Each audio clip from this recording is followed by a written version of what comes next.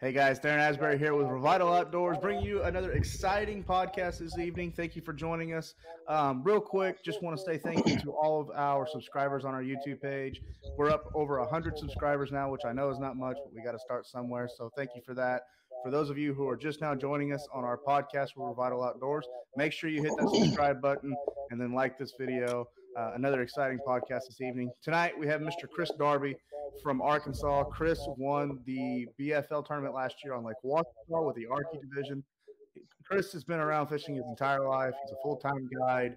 He works out of Mount Ida, I believe, there in Arkansas. Yeah, So we've known each other for a little while.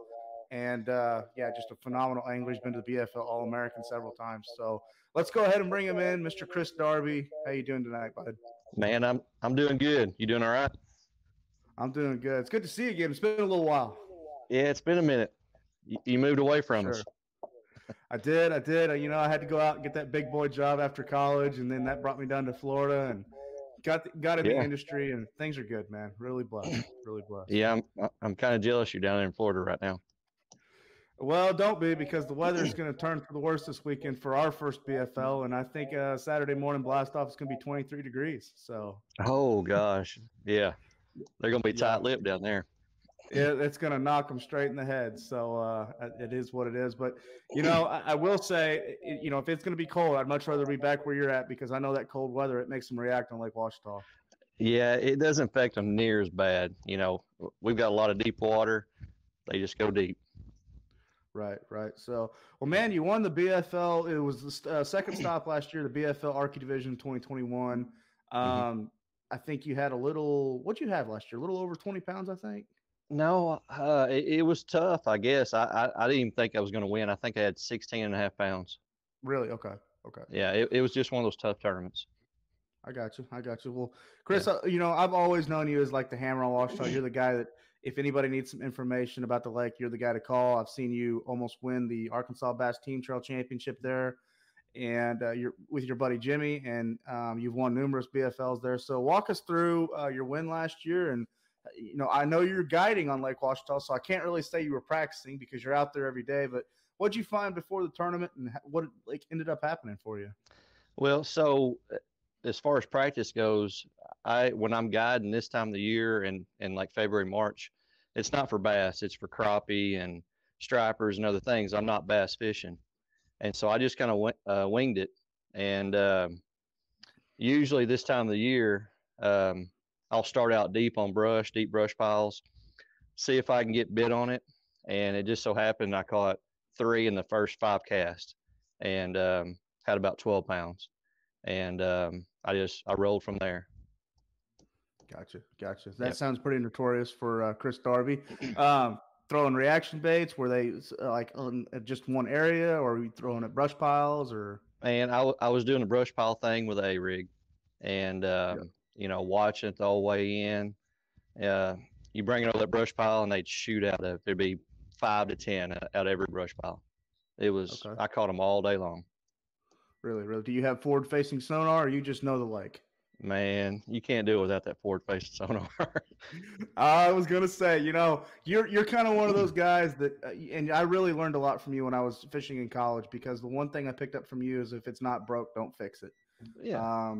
But I knew, like, there's some things out there that come out that I'm thinking this is up Chris Darby's alley, as well as the other guys in Arkansas. And when that came out, I was thinking, you know, because we still follow each other on Facebook, and I've still been following your guiding and all that. And I was like, I just wondered if he's got that on the front of his deck. Oh yeah, I mean, if the way I see it, if you don't have that forward-facing sonar, it's like you're in a pool game and you're behind the 8 ball, and you're not even on the same table as the other guys.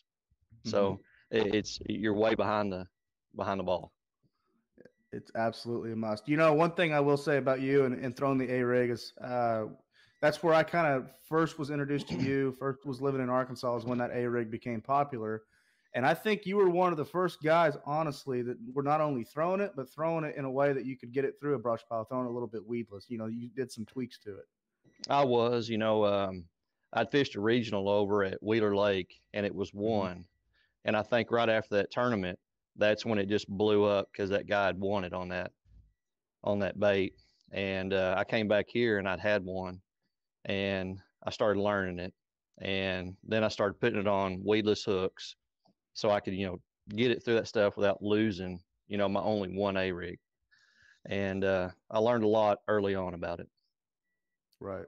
Right. See, that was 2011, and that was one of the final years that FLW had the FLW Tour Opens, and the last two Opens of that year were on Gunnersville and Wheeler, and they were both won on an A rig. In fact, the co-angler Casey Martin, he won both those tournaments on an A rig. He had 27 pounds the first day at Gunnersville behind Chad Grigsby, and then we went to Wheeler, and he won that one too. So, and again, he caught unbelievable weight. So, yeah, I mean, I know you picked up on that a bunch, and it's crazy what it's done, and you still catch them with it. Yeah, and to be real honest, I don't like throwing it. I'd rather much throw a football jig. But I mean, it's hard to compete if you're not throwing it. I mean, you're fishing for 10th or so if you're not throwing it. Right. And speaking of that jig, that's something else that you've done really well. I mean, I know in the BFL tournaments that you fished that you were in, you were always throwing that big football head. Oh, I mean, that if I had one bait in the wintertime, it would be that football jig. 3/4, 1 ounce. Yep. Right. Are you pretty basic with your jig patterns? Brown with a little green pumpkin, or you get very specific with it? Do you count strands or? Man, I keep it simple. Black and blue, peanut butter and jelly, and some kind of a green pumpkin, a green flash. Keep it simple. I don't go crazy with colors.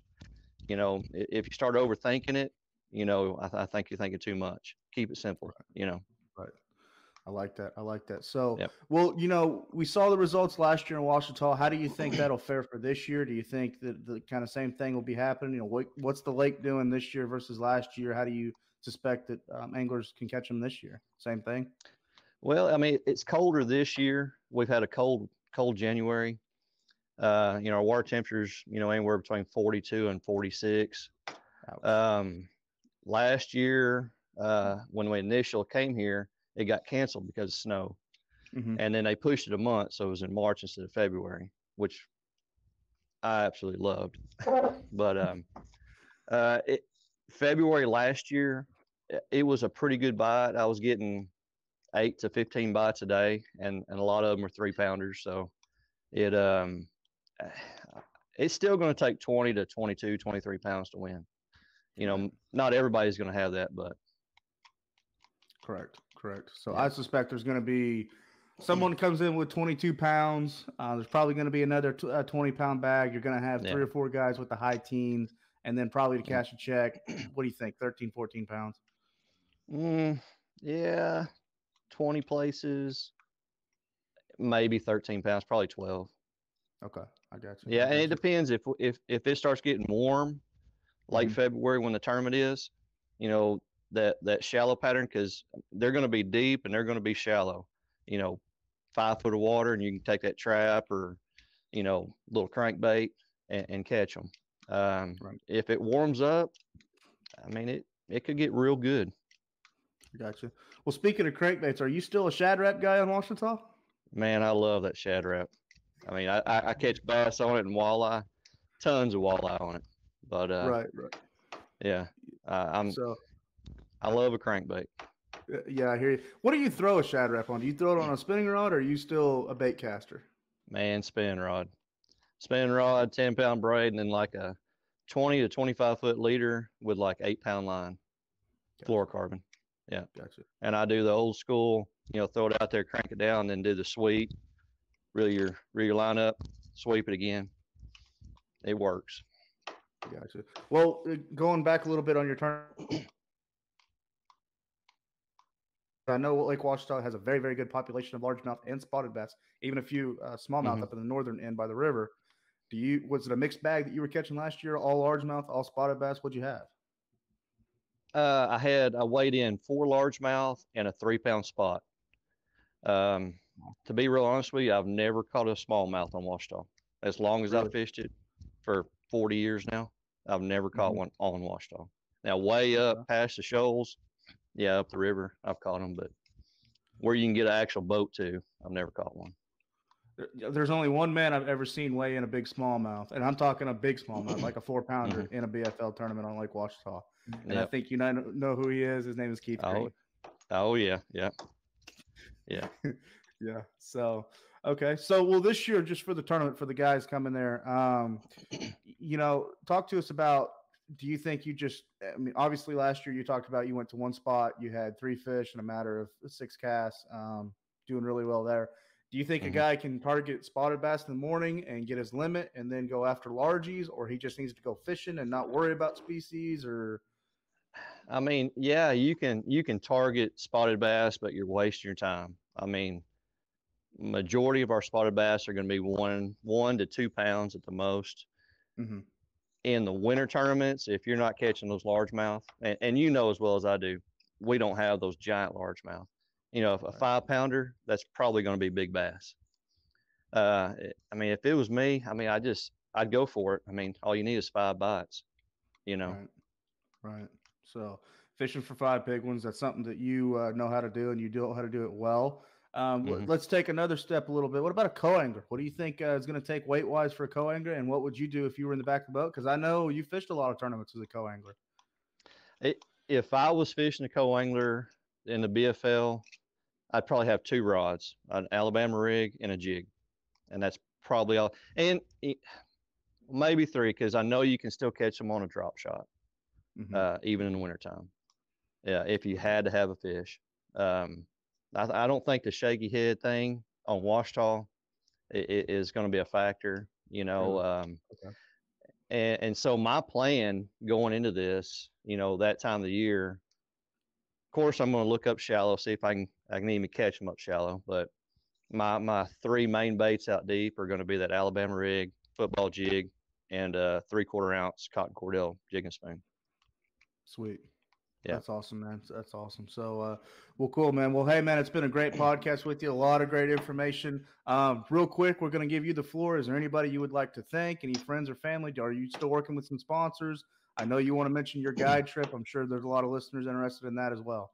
Right. Uh, some of my big sponsors, I've got Danny Gwynn's Boat Repair. Um, I've got Bath Planet in Hot Springs. Um, they do all kinds of bathroom stuff. Larco, they're a construction company, and that's all I've got. Friends and family that support me. Right, right. Well, good Yeah, for you, bud. Well, good for you. So, one last question I just got to ask: what's the biggest striper you ever caught out of Ouachita? 42 pounds. Good night. 42, but let me tell you, so when I'm on guide trips, I've handed off multiple 50 pounders, and it's hard, sometimes for them to get them in. So, but Right. I've had them on bigger than 42. I've just handed them off. That's nuts. So, well, for all the listeners out there, Chris Darby is probably one of the best guides in Lake Ouachita. So, if you're wanting to plan a trip with the family, go up to the beautiful state of Arkansas and the Lake Ouachita area. There's a lot to do up there for the family, a lot of rich history to check out, and then the fishing is phenomenal too. So, check out Chris Darby if you want to do just world class bass fishing, striper fishing, walleye, crappie, Yeah, I do it all of it. all. Yep. So, and anybody from Florida that wants to go up there and join him for a walleye trip, if you want to bring a bag of walleye for this guy, I'd be happy to pay for it. So, one of the best that there is. Chris, thank you so much for joining us. Good luck this year with all your fishing. And hey, man, we hope to have you back on here soon because that means you did well in the tournament again on Lake Ouachita. Hey, man, I appreciate you. Good luck in your tournament this weekend. I hope you win it. I appreciate it, Chris. So, thank you so much. And hey, bud, we'll be talking to you soon. All right, buddy. Sounds good. Well, that's going to be Chris Darby from the beautiful state of Arkansas. Again, he won the BFL tournament last year on Lake Ouachita. He's grew up there. He knows the lake like better than anybody probably like the back of his hand. So we're proud to have him on board and have him on our podcast. And we hope to hear from him again soon. Again, thank you to everyone for all the support to Revital Outdoors. If you've never heard of us, again, check out our website, www.revitaloutdoors.com. We are a premium CBD company. We offer premium CBD products to all the outdoor enthusiasts out there. So anybody experiencing some aches and discomfort, some sorenesses, some trouble sleeping at night, anxiety, whatever it may be, that's what CBD is great for. 100% THC free, made here right in the United States. So check out our website. Also, if you're an avid hunter or a fisherman and you're interested in our Pro Staff program, check out our Pro Staff tab. We have an application there for you to fill out. We accept all applications, so we'll be happy to review that and see how you're a great fit to represent Revital Outdoors. From all of us at Revital Outdoors, I'm Theron Asbury. God bless. Be safe out there on the water, and we will talk to you soon.